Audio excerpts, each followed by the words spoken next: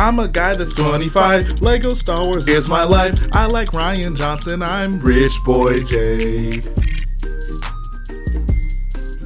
Hello boyos, Rich Boy J here, back in with another video, and this is going to be my review of the Razor Crest set. This is set number 75292. It has 1,023 pieces and retails for $129.99 US dollars. This is a very exciting set. It's been pretty well documented at this point that the marketing and merchandising for The Mandalorian, at least initially, was very kept under wraps. Like, Lego just straight up wasn't allowed to make this set for whatever reason, but they were given the go-ahead later after the show of The Mandalorian. Hence, we're getting the Razor Crest set finally, and of course the ever so sought after Baby Yoda minifigure. One kind of annoying thing about the distribution of this set is it is an Amazon exclusive in the United States, which I feel should just be relegated to the more niche sets, like the Vader's Castle, for example, was an Amazon exclusive. The Razor Crest and the Mandalorian are both very popular, and I don't think this set deserved to just be an Amazon exclusive. I definitely think it should have been a more widely available set. That being said, this is the front of the box. This is the back of the box. Now, let's dig into the minifigures. The first minifigure we have here is the Mandalorian figure. It is the same Mandalorian figure we got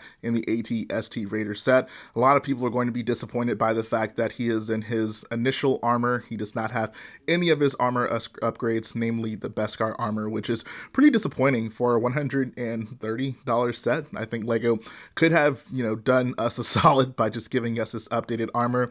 I'm imagining that they probably want to save that for season 2 Mandalorian sets, so I kind of understand it, but I just feel like he has the Beskar armor longer than he has this armor, so I don't know, it just would have been a nice thing if we got the Beskar armor. But nonetheless, this is still a very nice figure. He still has his black head underneath, and of course some pretty nice back printing if you lift up the skinny cape. Next up is the figure that a lot of people are going to buy this set for. It is the Baby Yoda figure. An interesting thing about this head is it's very rubbery. I guess I was expecting that. I don't know. It is a very rubberized head, which is nice for these giant ears that he's sporting here. He does have a bit of printing on the torso. It's very clear that Lego is very limited with the printing that they can put on these baby figure torsos, which is why it's more so relegated to the middle of the figure, but it still looks relatively good. I'd say the head mold on the Baby Yoda figure looks pretty good. I think the molding on the Baby Yoda head looks very nice. He has those QC piercing black eyes. There's even a little bit of white printing on the eyes to represent a little bit of like a glare or whatnot. So nice looking minifig, nano fig, baby fig, whatever the heck you call this thing. A lot of people are going to be super excited to get this set just for this figure. I honestly shudder to think of what the prices on this figure are going to be on the aftermarket. Next up, we have Greef Karga, which is nice. This is one of the 3 unique figures to this set, and I think he looks very nice. His torso print looks awesome, looks very close to his outfit in the show. He has some nice, well, I mean, it's not nice. It's pretty basic back printing at this point. I guess the nice part about it is the little part right here kind of that drapes over his shoulder and goes around. You can see the rest of his normal shirt kind of peeking through the top left corner there. He does have a unique face. This is his kind of, I don't know, inquisitive, maybe slightly angry face. And then if you flip it around, he has a happy face, which is, as soon as I saw this, I was like, oh crap, did they just give him Lando's face? But this is not Lando's face. I actually kind of prefer this face for Lando.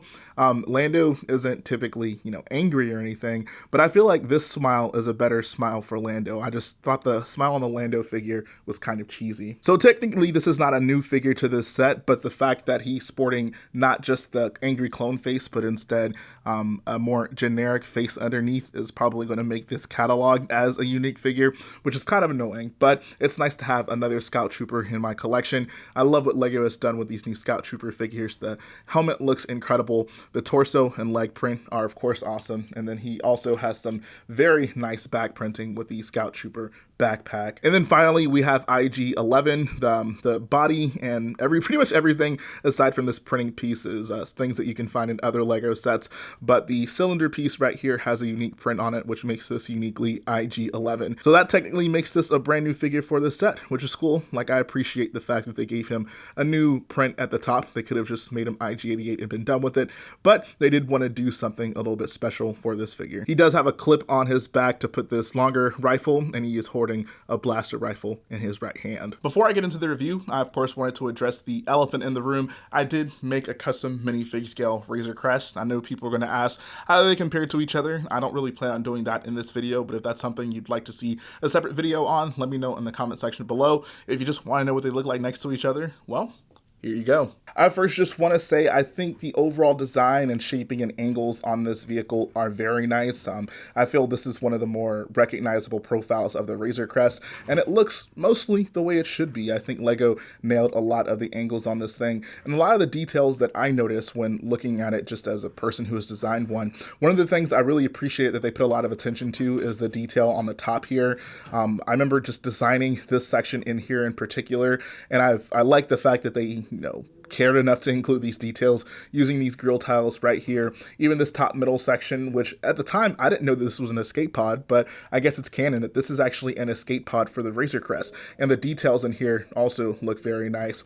I think the cockpit shaping is also very good. This piece right here, this giant piece, is almost the perfect piece for them to use right there for a Razor Crest at this scale. So that was really nice. And just in general, I think the design of the ship is very good. For a Razor Crest at this scale, LEGO did a very good job. I'm honestly pretty surprised with how good this looks for Razor Crest at this scale. But let's talk about it in terms of a play set. One of the nice things about this set is that you get to open almost all of it up. And it reminds me of the AT-AT set. One of the things I praised about that set is the fact that they were very efficient with their usage of space in the set. It seemed like all the space on the inside was dedicated to something. There was no wasted space, in my opinion. And I feel LEGO's been pretty consistent with the Razor Crest in that regard. One of the annoying things about this set are these carbonite pieces just fall out so easily. Like, I think this literally could have actually connected to the set in any type of way, and it would have been better than what they came up with. It basically just gets wedged in here, and the friction of the bottom and the top is what's supposed to hold those in. But they're not going to stay in. If you are, even you see it just now, I opened it, they fell out. It's honestly kind of annoying. For the rest of the review, I'm just going to keep them out of the set, but I guess it is worth showing you guys them before I do that. Rather than the traditional molded carbonite pieces, which a lot of people were really hoping for with the set, they instead gave us these 2x5 bricks with the stickers on them, which isn't the worst thing in the world. Like, the stickers look nice, and it is an option to basically give us, custom carbonite pieces. I can understand that it'd be probably very expensive for LEGO to do those carbonite pieces, 2 individual ones for generic characters just for the set.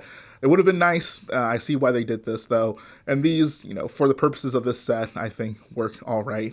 Maybe even the carbonite molded piece wouldn't have even fit in here. So I can see why they decided to do what they did with that. But for now, I'm happy to have those out of the set because they actually are quite annoying and fall out very easily.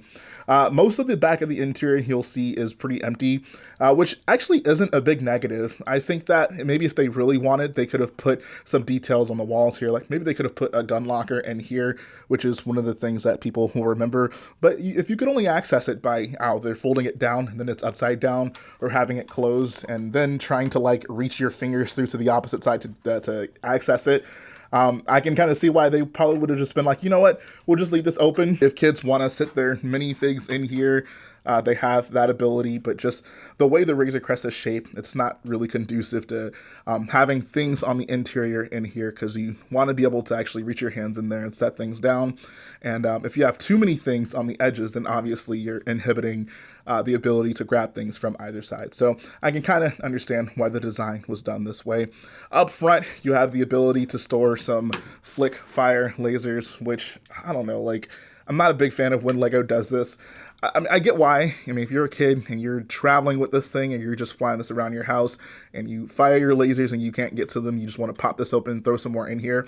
I personally would prefer if they use this space for literally anything else. Like, maybe they could have put the gun locker in here. I think people probably would have preferred that, as opposed to just putting these lasers in here. I just feel like when it comes to play features, these take up so much space. You can see there are so many things they could have done in here, but instead it's just this. So it is efficient. They use this space for something. I just don't necessarily appreciate when they use the space for these flick fire lasers. I don't know, maybe I'm just not understanding this from a play value perspective. On the other side, they might have a much better option for what goes in here, and you have the Mandalorian's bed, which is awesome because on the actual Razor Crest, this is where the bed's supposed to be. I like it when Lego, tries to be accurate to the cross sections and puts things where they should be in the ships, and it actually looks quite nice here. If you take your Mando figure, you can sit him in here, put his legs on the two jumpers there, and boom, you got yourself a sleepy Mando. How about that? I think I'd probably just want to put Baby Yoda in here because this is where Mando leaves him.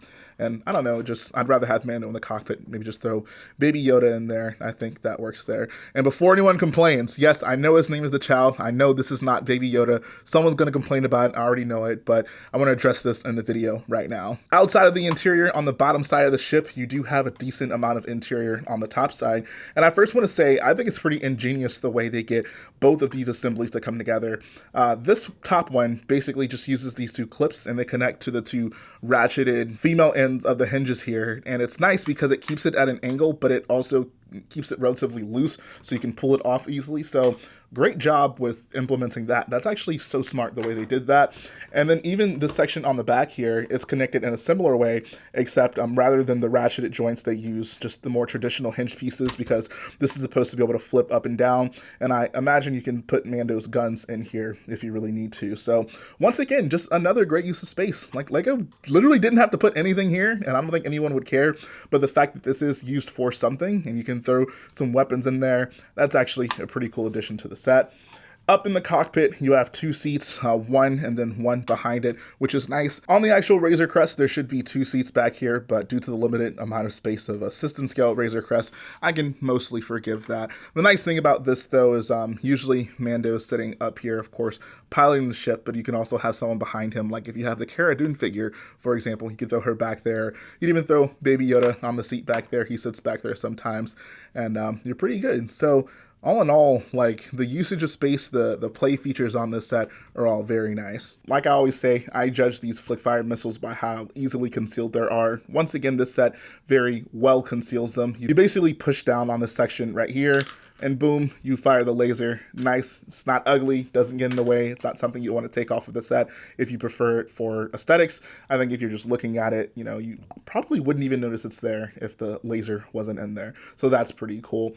And then we have our escape pod, which is awesome because once again, it just alludes to the idea of how Lego is efficiently using the space in this thing. The fact that they made an actual functional escape pod that actually looks pretty good. Like this round window in here is actually pretty awesome.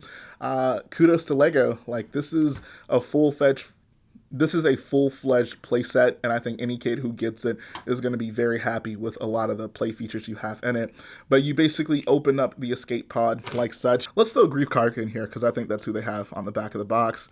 And then you can basically put this piece back on here and you're good to go. Like this is an escape pod. Like that's so cool. It's honestly very reminiscent of the escape pod we see in The Last Jedi. And then of course it can just sit back on the top of the ship like this. It's connected by one stud, which I guess is good enough. Like it won't fall out if you're flying the ship around, but it's still easily to take off if you just need to access it to get Karga out of there. So nice, just design choice by having that not be super hard to get out, but also not falling out when you don't want it to fall out. And that's going to finish up my review of the Razor Crest, guys. Let me know in the comment section below what you think of the set. In my opinion, this is a must-have Lego set. I think as far as a play set, it's awesome. There's so many features that you can appreciate.